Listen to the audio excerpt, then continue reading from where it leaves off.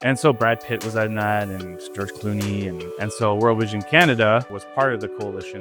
We went to go visit Sulu because he had to work, and all he did for 6 hours a day was smash rocks to make gravel. For some reason, this driver decided today he was feeling confident. It's like off a drop, and the water was over the entire windshield.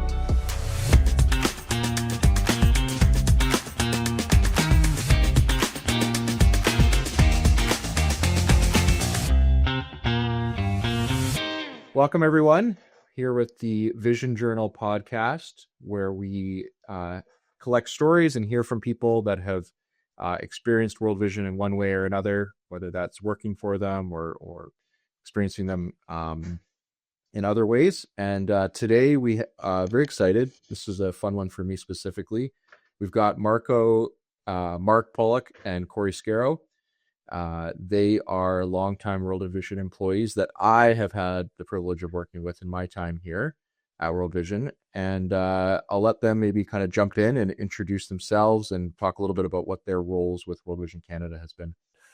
Corey Scarrow. I work with World Vision Canada for the last 20 years in the video production and creative content department.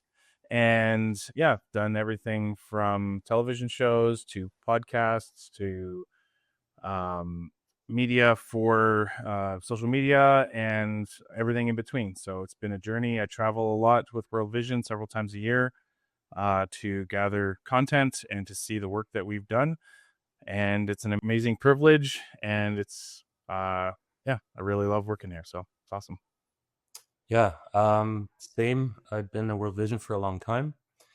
I started at World Vision when I was 15 as a telephone operator, Wow. answering frontline calls for people wanting to sponsor kids or join a 30-hour famine. I did that for 7 years part-time while I was a student. And then after film video school, I graduated and figured I need to get my feet wet. So I had an in at World Vision. I knew somebody in the video team, and they got me an interview, and I was a video database clerk logging tapes for months and months and months until that translated into a video job.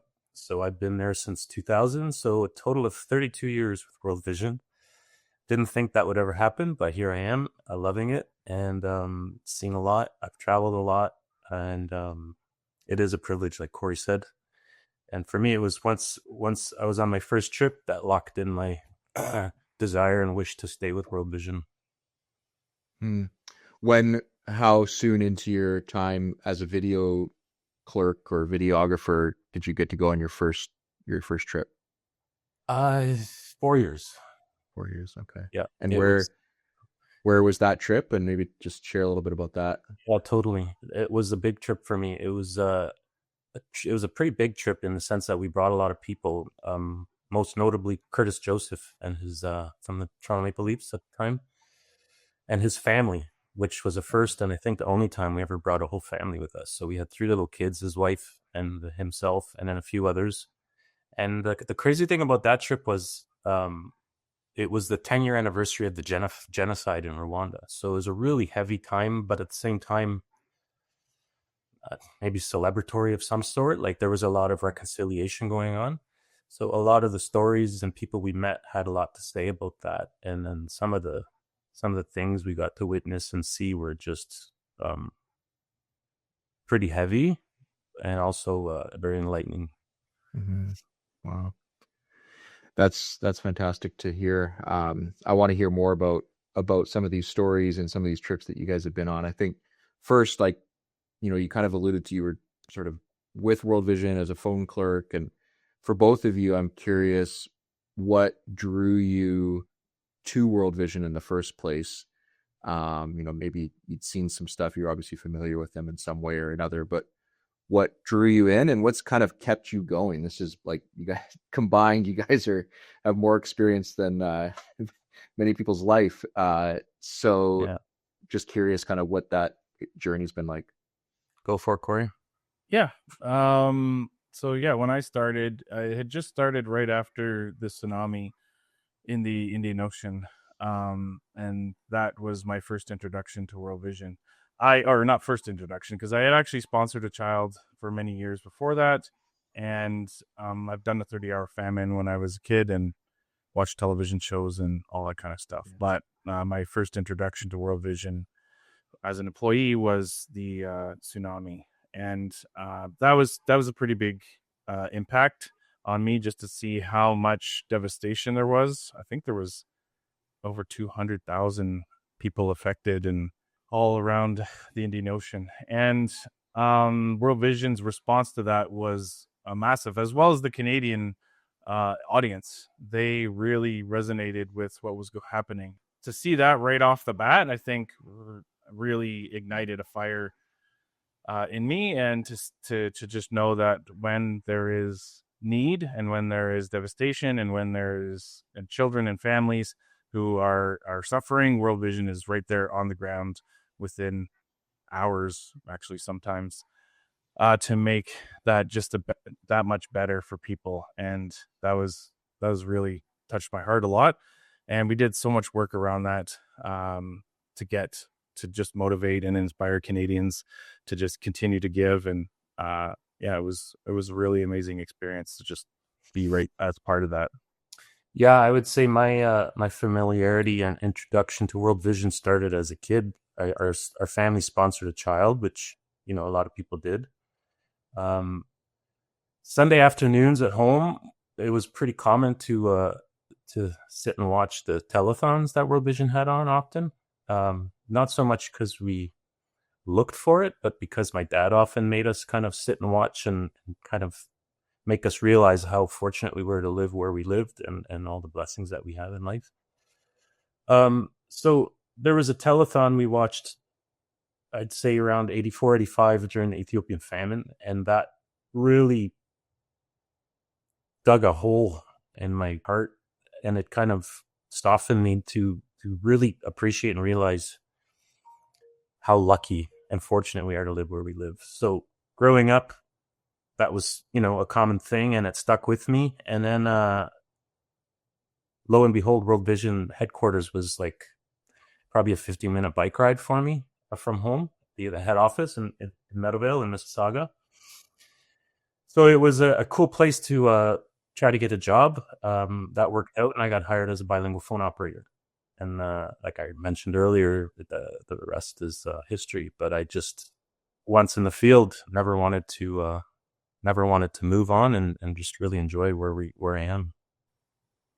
I actually think there's footage, hopefully we can get that in here, of Marco on the phone. Oh, I need 15-year-old Marco, yeah. Yeah, I think there's like Dave Toyson, the president, and then there's Marco in the back. There's like, there are many today. It was pretty fun. It was pretty fun because we partnered with Global. Like every year, World Vision would do a telethon and then make 4 one-hour shows that would air throughout the year.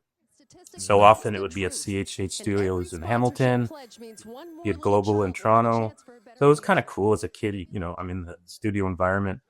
I mean, that's funny. Like for today's audience, just describing those early sort of moments of fundraising on TV, like even just the word telethon is like an ancient word now, right? Like, can you guys paint a picture of how impactful and even sort of like groundbreaking those types of pieces were? Like they stand out to people. That's many people's first moments with World Vision is through TV. And like, we didn't have internet to just like consume whatever content we wanted. Like it was sort of specific viewing. We knew at this time it was going to be on there and it was reaching huge audiences. Do you want to maybe just share a little bit about kind of those experiences in the early broadcasts?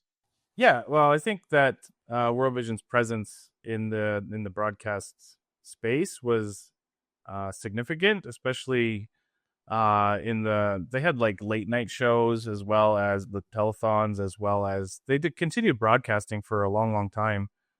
And so that continued for many, many years, even prior to me. And then the format changed a little bit to more story-based and less telethon-based. But they brought hosts to the field, and that, I think, began a new sort of generation of television, World Vision on television. One big thing that me and Marco were actually part of as well was Make Poverty History. And so Make Poverty History was a huge campaign that came out of the UK, I think. And so Brad Pitt was in that, and George Clooney, and a bunch of other people. And so World Vision Canada was part of the coalition. And so we were doing a ad called the Point 7 ad. And so that was an awesome thing for us, because we had artists from all across Canada and just different things like that over the years that allowed World Vision to keep on pushing forward and being able to give the message of hope and allow people to know that, like, yeah, there's a company out there, an agency that's trying to help make the world a better place, and something that was manageable for people to lead. Yeah, I want to be part of that. I want to see what this World Vision is all about and what they have to say. And yeah, there's a lot of great opportunities there.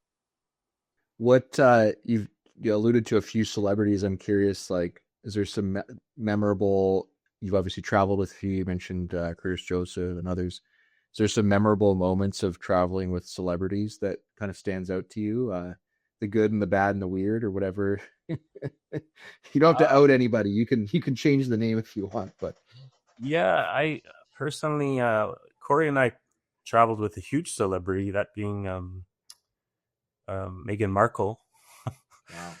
And we traveled with her when she was just a suit star, but she was a suit star. This was before her involvement with the royal family.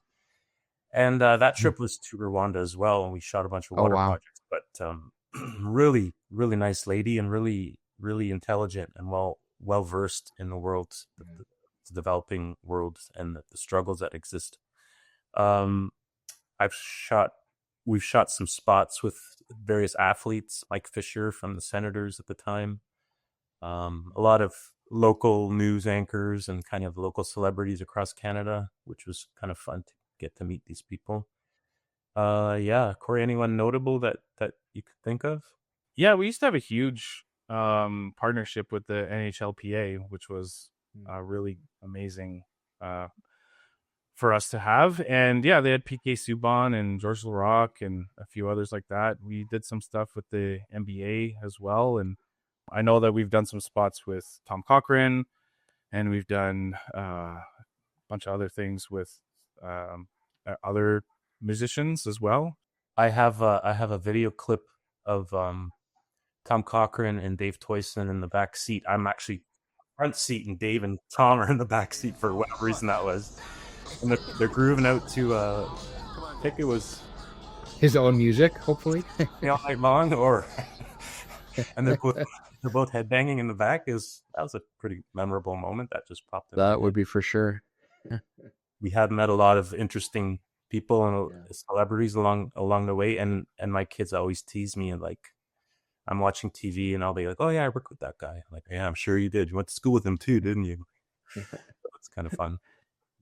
I understand that the Life is a Highway song by Tom Cochrane was actually written after one of his trips with World Vision to the field. Is that right? Yeah, it inspired him from his trip to Mozambique.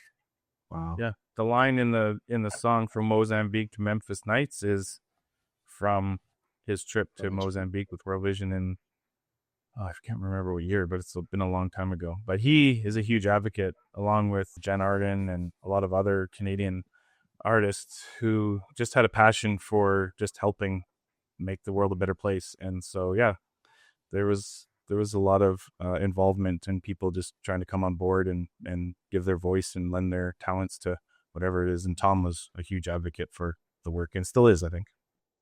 I'd love for you to share a little bit about how you balance sharing the harsh realities that you're seeing and the reality of that might be uncomfortable, while also doing it in a way that keeps dignity and respect and understanding of the people and their place and the journey they've been through. Trying to balance that in a way that comes back and lands really strongly with Canadians. Yeah, that's always the biggest challenge. And there's many times where I'm behind the camera and I'm choking up as much as maybe the person in front of the camera, or we're just telling a story of somebody who's just had a tragedy or had to walk in. I remember a story from Somalia where a mother had to walk with her whole family for many, many weeks just to get to this small camp, that IDP camp that was housing a lot of the refugees. And I just remember just being in front of this mother who had this daughter. Her name was Nafiso, and they were on the verge. It was the East African food crisis. So just being there and seeing that impact was extremely, extremely difficult. But you're there to try to capture that story. But on the other side of the camera, just having a hard time even capturing it, and asking the questions that need to be asked, and like getting the information is sometimes very difficult. And I remember, like, distinctly, I can remember that trip very, very clearly, and coming home. And I think there's an interview somewhere of me just like breaking down because I can't, like, just knowing that we're back here, because that was when I came back, just knowing that you're back here, and there's like, at this exact moment, there's people still, thousands and thousands of people living in this IDP camp in Somalia. And you're trying to do the very best that you can to make that possible, and to send that message to the Canadians, to the Canadian audience, that this is the reality of the situation. Before we start any interview when we're in the field, we kind of brief the family, or the mother or the father, whoever it is you're interviewing, explaining what you're doing so that they can appreciate how vulnerable we understand they'll be. And there's a certain level of comfort you need to establish with the people that when you first sit down with them, as you know, Chris, you've done it a lot of times yourself. And there's one particular moment. I've shot heavy stories just like we all have, but this one was heavy in the sense that I had just had a baby and I had a little toddler at home. So we were in the diaper stages. We were in the snotty nose stages of, your kids sneezing and coughing, and you have medicine to give them. We were interviewing this mother in Nicaragua with CTV Saskatchewan, I think it was, with some reporters from there. And the mother was telling us that her baby, who was swinging in a hammock in its bed, had a fever. I am dripping sweat because it was like 42 degrees, 45 degrees with humidity. And this kid has a fever of 100 and whatever, and they have nothing to give them. For us, we wake up in the middle of the night, our baby's crying or coughing, you give them a little Advil, you rock them back to sleep, and everything's okay until tomorrow morning, and you deal with it again. This woman had nothing except for dirty water. Literally, she showed us the water that she had to feed this kid. Those little moments, it's hard to process, and it's just hard to accept. And that's the first thing. I just couldn't wait to get home to tell my wife. I'm like, you wouldn't believe it. Like, this is outrageous, right? Just a little Advil, a little Tylenol. And I probably could have dug something up. It would have been a pill, but they probably could have crushed it and put it in some water. But that's not an option for us. We can't go there. That's stepping outside of our boundaries. And that's just one moment, right? That would maybe provide relief for a couple hours, and then the rest of their life continues. And then that's repeating at the house next door, and that house next door, and that house next door. Yeah. So it really puts in perspective how hopeless you can feel, and then you have nothing but to hope and pray that this family overcame that struggle. Couple things came to mind from some of my trips too on that. Corey and I were in South Sudan together last year, and I had gone a few months prior to that for some more stories in South Sudan. So I happened to be in the same place with like 4 or 5 months in between. And I think Corey was kind of talking about just this realization that people are like every day living that life that you witnessed that one day of. And it really hit me in that moment, because I came back to the same place 5 months later. I met some of the same people that I'd met. And something about that just sort of got me thinking of like, okay, I saw you 5 months ago, and you think about, okay, I went home, I lived my life, I worked, I did this, I had vacation, then I come back, and all of that time in between. Yep. And then all again after I leave, that life that you saw them living in that moment is happening over and over and over again.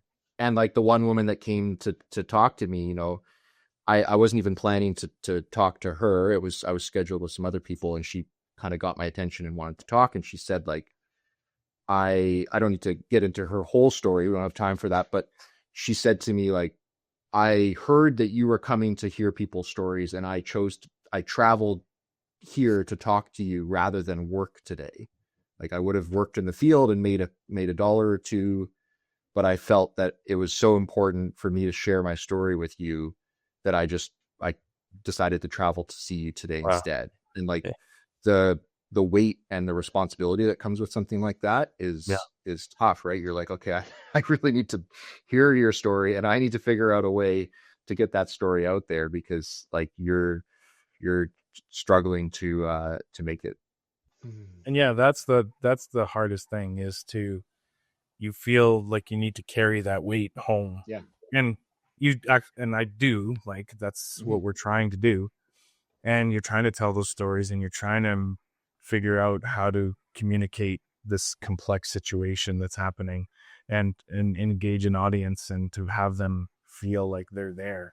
And that's the most difficult part, is when you're there, like, you can feel it. And there's a lot of skepticism, and there's a lot of like, oh, well, this is all like we just go to this one place that this one thing is happening. It's not like there's like miles and thousands and thousands of kilometers of these kinds of stories. When we're driving, me and you in Sudan, like, you're like going for like 100K, and you're seeing like villages, the same types of villages and people that whole time, and you know that every single village and person that you're seeing along the road has that story. Yeah, you're just trying your very best to give people dignity, but also show that there is a terrible situation that's happening here, and how do we show that, and how do we tell the stories that are around that. And like Marco was saying, like, people's lives, even just for Tylenol. I was just in Zambia, and we were witnessing some of the water stories, and like, people have to dig a hole down into the ground and wait, like, they have to be the very first one there in the morning, down into the hole, to get 2 buckets of water. If you're the first one there, awesome. If you're the second one there, you're waiting 2 more hours to get those same 2 buckets out of this hole that's like 10 feet. Just because it takes a long time to fill up, like the groundwater just like leaks up over a slow period of time. And it's the summer season. There's no rain, so they have to keep digging down.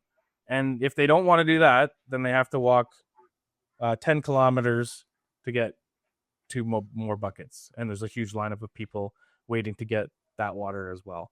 And that's just the regular everyday situation for many, many, many, many, many people. And this is not like we didn't have to travel forever to get there. This is where World Vision is working every day, all the time.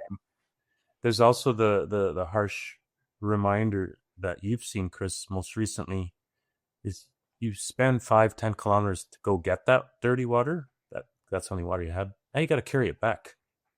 I don't know how most people know the weight of water, but a 5-gallon pail of water, a kid. I don't think people do know the weight of water, right? We don't care. Like, we carry our little Stanley cup. That's about all we've got, right? Think about the little energy you're consuming to just live that day, let alone now carry 30, 40, 60, 70 pounds of water back amongst a few people. But it's grueling.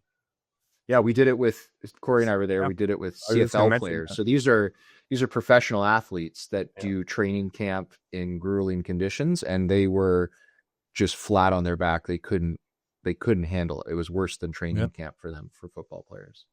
That was just 1 kilometer, right? I think that was one maybe 2 round trip type thing, 2 or 3 round trip, and that was one trip, and they were doing like multiple 4 or 5 of those trips in a day. Just for that water. Yeah. I think that's like an underrated part of it in some ways, is in our situations, we're so shielded from the climate, like, changes throughout the, let alone climate long-term changes, but just like how the seasons change. There's things we have, winter has certain things, summer has certain things here, but like our day-to-day life can stay fairly consistent because of some of the benefits and privileges that we have. But kind of like what you're alluding to there, like those differences in the seasons means a completely different day-to-day just struggle for people like that. I'm curious, guys, experience a little bit this myself. So you're on these trips for a week or 2 weeks or whatever, seeing these things and coming back. Can you share a little bit about that process and struggle of like coming back and even just personally shifting back into your day to day, or how to like share with your friends and family what you've seen, and kind of how that return back to home feels? I remember after my first trip, not realizing how brutal infrastructure is in most of these developing countries. When you say road, it's just a passageway for a vehicle to get through. It's just full of potholes and so much dust, especially when it's dry, which a lot of these places are. And I remember getting off the plane and then getting into a cab to get home and driving on the 401, and it's just like smooth and quiet. I'm like, wow, this is amazing. I'm like, I understand now where our tax dollars go. Sure, we can get into a bigger conversation about that, but you can appreciate, wow, we have streetlights. We have every little thing. Yep. Roads, and the snow's being plowed, and those are the little things you really appreciate when you get home. Just the comfort and the luxuries that we experience that we take for granted every day. I don't know about you, Corey. Was there anything that popped out for you? Every single time that I have the privilege of going and traveling and seeing the work that we do, when you come home, like, you are extremely blessed, and you see how amazing of a life that it is here in Canada. And I know Canada is a melting pot, and so we have all kinds of people from all over the world, and it is amazing to get some of their perspective as well when I'm talking to my friends and family and people who have come from all over the place. They are just as exuberant about this place that we call home. One line that I always have when I come home, and it just comes out like out of passion, is like the first thing I tell my family and friends from my trip. I'm like, we live like kings, regardless of whether you rent your home or own your home or live in a condo or live in a house. We live like kings here, and we have everything at our fingertips. We have so many resources available to us. It's incredible how not everyone in the world, in fact, most people in the world, don't have the luxuries that we have. Even as an average Joe Canadian, it's pretty remarkable and mind-boggling. Are there any other moments that kind of stand out? You know, if you could bring a donor, a supporter, someone that hasn't had the opportunity to be there, is there any moments that you guys reflect back on that you're like, oh, if I could bring someone back to see this firsthand? There's lots I'm sure we can all share, but one that just pops in my head all the time is we were in the Democratic Republic of Congo, the DRC. We actually were with Colin Mockery and his wife shooting TV spots for a Toronto City campaign at the time. And one of our visits was with this boy named Sulu. And I think it was just the context in which we were visiting him and the environment and in that moment. But we went to go visit Sulu because he had to work. And this kid was at 7 or 8 at the time. He had to work. He's sitting under one of those beautiful, classic African trees, maybe a baobab tree, I think it's called. So he's in the shade. He's got a pile of rocks next to him about the size of like softballs, maybe volleyballs. And he's got a hammer. And all he did for 6 hours a day, I think it was smash rocks to make gravel. So he's sitting on the ground with his little flip-flops, tattered t-shirt by himself. Like, this is the scene that we're brought to. And he's just smashing rocks. And so in one pile, he's got all these small boulders, and next to him is the pile of gravel that he's crushed stone. So like maybe 3/4 inch stone. So he smashes it up, moves it over to that pile, brings in the next boulder, smash for 6 hours a day. Like, how do you process that and think, my kid's at home right now in school, out at recess, playing ball, whatever, with his buddies? It's really hard to deal with. But all I can do, given the opportunity that I've been given, is to capture that as closely as I can and to bring it home and to share that with people, just to educate and make people realize there's a lot of people out there that really need help, right? I'd say that's one of my most memorable moments.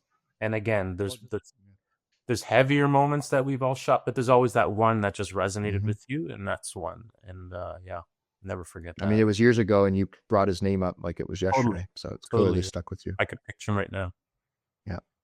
Yeah, and I think I have those moments as well, but I'm also the one that touches me the most is the simplicity of the effort that you can do to help the situation.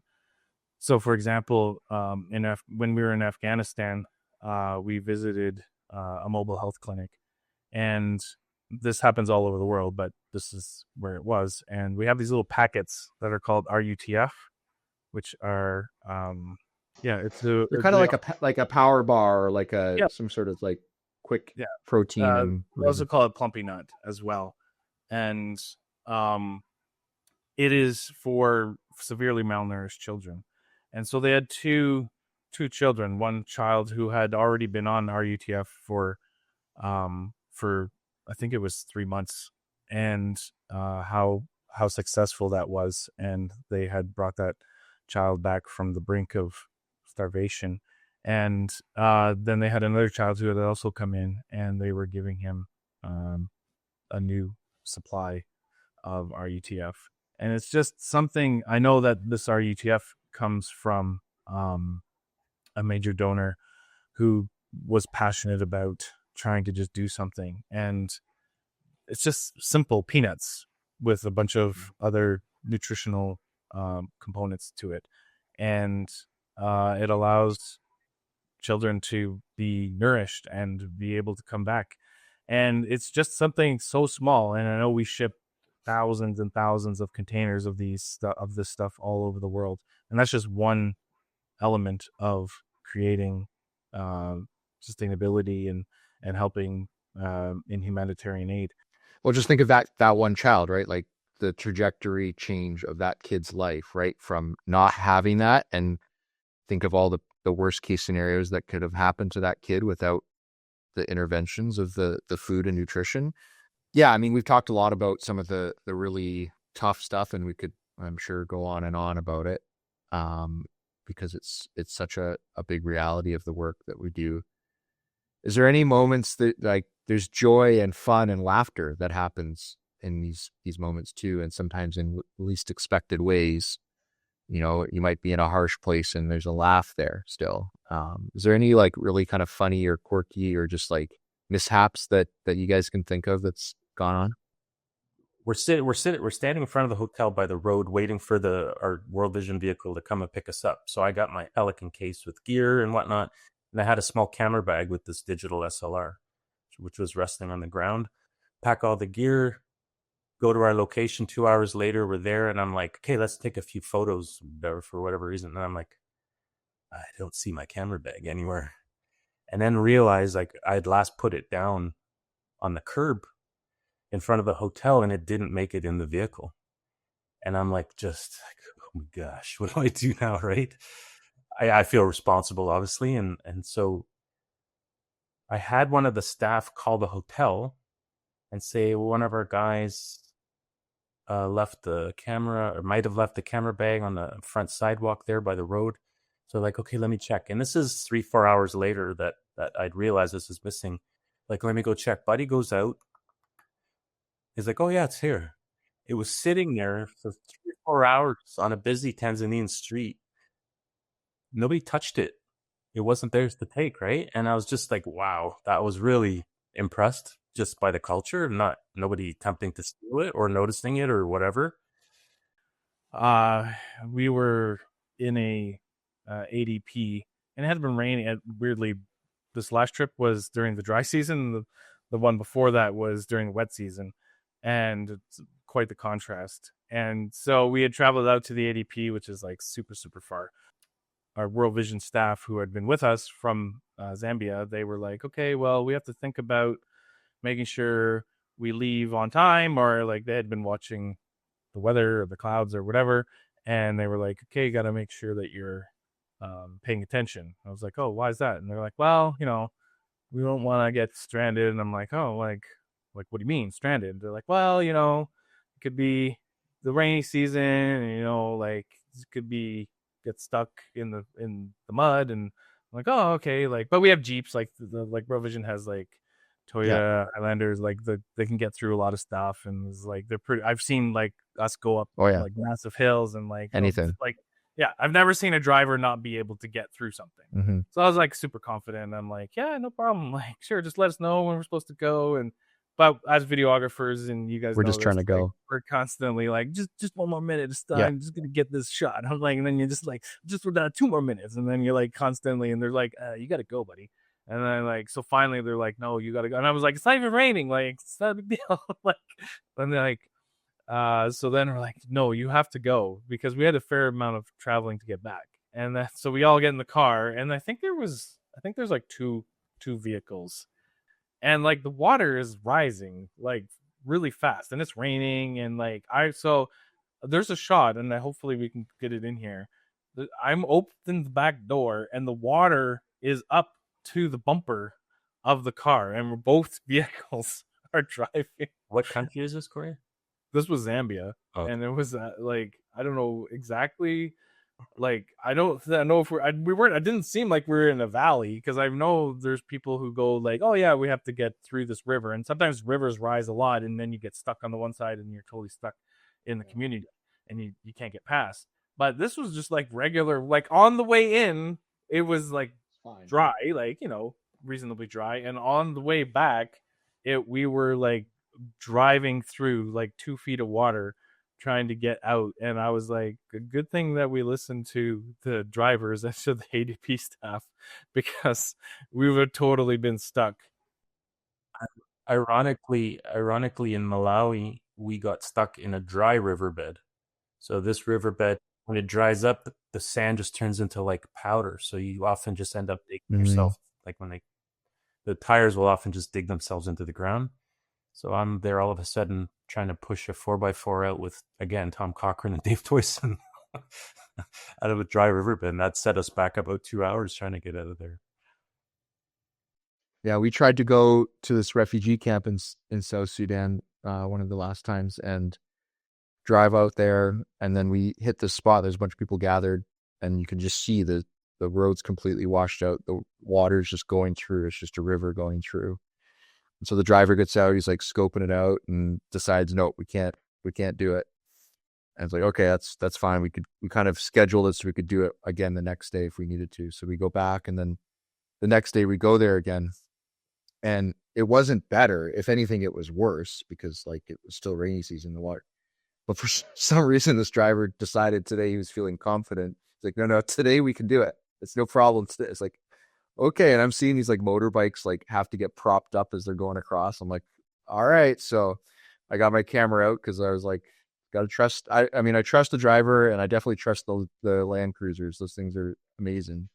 And yeah, I can try and put the video in, because it's just, you go and it's like off a drop, and the water was over the entire windshield, and then just comes out. But I learned that day, because then I'm at the refugee camp and I see the gray clouds forming, and I'm like, no, you don't have to convince me twice. I'm good. We can go.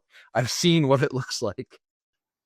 What's the hottest moment you ever, like, you just remember? I don't think I've ever been hotter. For me, it was the Philippines. I was gonna guess that. Like 50 degrees, it felt like, with humidity, and 100% humidity. And I remember like having a hot, you're just soaked. By the end of the day, you're soaked from working. And then I've had it where like 5 minutes in, like I get out of the car. Oh yeah. And your lens already soaked. Yeah. Instantly. Get out of the hotel room. You just took a nice fresh shower to go for dinner, and boom, it's like you just walked into a waterfall of humidity. It's crazy. Yeah, I think it was Bangladesh. We have a gauge. We call it how many shirt day. Like, so with the 1 shirt day, then you sweat through 1 shirt, and then you're nothing. Like, that's totally fine. It's like a 2 shirt day is like you bring an extra shirt, because like by after lunch you're gonna be just like totally soaked. Like in Bangladesh, it was a 3 shirt day. Every single day was a 3 shirt day. Wow. You had to bring like a whole freaking like wardrobe and wash all your shirts and be back for the next day, because I think I would just suffer through it and wear the same shirt all day. Yeah. I wear a vest. So that it kind of covers some of the sweat, and And a dark shirt.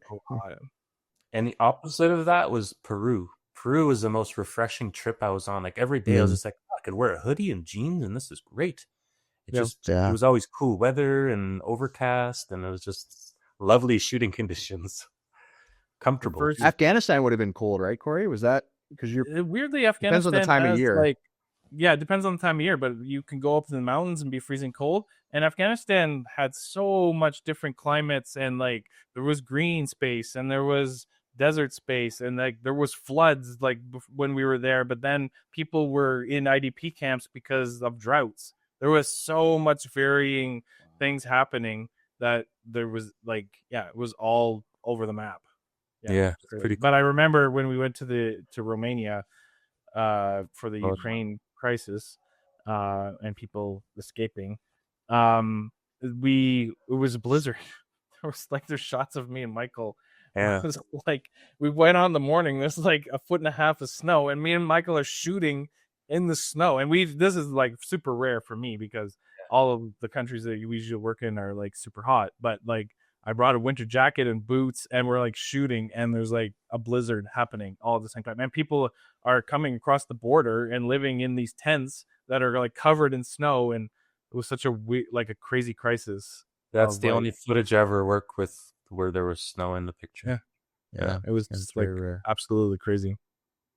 Was there you guys ever any like weird, like there's always animals around, goats or, all sorts of things. Any like weird animal moments of them getting in the shot or going at you or anything? Some crazy bugs. I remember my first trip with Corey.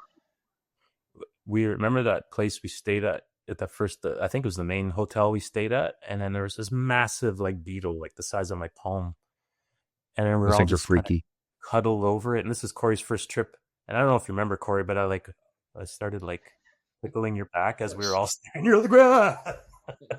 There's too many bugs. I remember because I loved it. Yeah, it's massive. He pushed it out of his mind. Well, thanks, guys. It's awesome to share, and like I said, I'm sure we could chat for a long time. You guys have had decades of experience and stories, and I think it's just really encouraging to hear your stories and hear the changes and impact that you've seen through World Vision. So thank you guys so much for what you've done for decades and the work that you put in. It's a big sacrifice and challenge.